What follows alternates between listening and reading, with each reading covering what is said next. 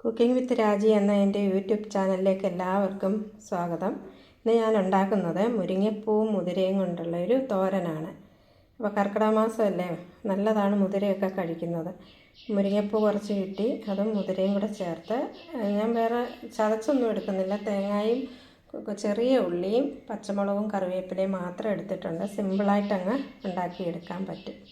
ഞാനൊരു പാൻ വെച്ച് എണ്ണ ചൂടായിട്ടുണ്ട്. ഇതിലേക്ക് ഞാൻ അല്പം കടുക് ഇട്ട് കൊടുക്കുകയാണ്. കടുക് പൊട്ടി തുടങ്ങിയിട്ടുണ്ട്. ഞാനിതിലേക്ക് ചുവന്നുള്ളിയും പച്ചമുളകും കറിവേപ്പിലയും കൂടെ ഇട്ട് കൊടുക്കുകയാണ്. ഇതിലേക്ക് ഞാൻ തേങ്ങയുടെ ചേർത്ത് കൊടുക്കുകയാണ്.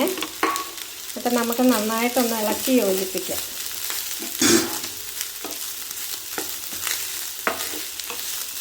ഇതിലേക്ക് മഞ്ഞൾപ്പൊടി,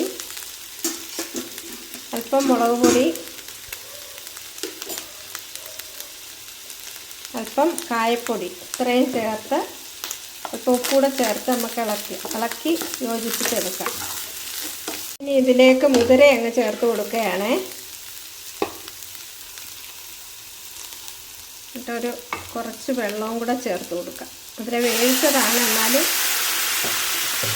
ഒന്നുകൂടെ വേവണം. അത് ഈ അരപ്പി കിടന്ന് വേവണം. മുതിര നന്നായിട്ട് വെന്തിട്ടുണ്ട്. ഞാനിതിലേക്ക് മുരിങ്ങപ്പൂ ചേർത്ത് കൊടുക്കുകയാണ്. മുരിങ്ങപ്പൂവിന് അധികം വേവില്ല. ഞാനിതിലേക്ക് ഒരല്പം കുരുമുളക് പൊടിയും കൂടെ ചേർത്ത് കൊടുക്കുകയാണ്. നമ്മുടെ മുതിര മുരിങ്ങപ്പൂ തോരൻ റെഡിയായിട്ടുണ്ട്. വളരെ പോഷകഗുണമുള്ളതും സ്വാദിഷ്ടവുമായ തോരനാണ്. എല്ലാവരും ഇതൊന്ന് ട്രൈ ചെയ്ത് നോക്കണം. കർക്കിടക മാസത്തിൽ കഴിക്കാൻ പറ്റുന്നൊരു തോരനാണിത്. എല്ലാവരും ചാനൽ സബ്സ്ക്രൈബ് ചെയ്യുക, ലൈക്ക് ചെയ്യുക, ഷെയർ ചെയ്യുക, കമൻറ്റ് ചെയ്യുക.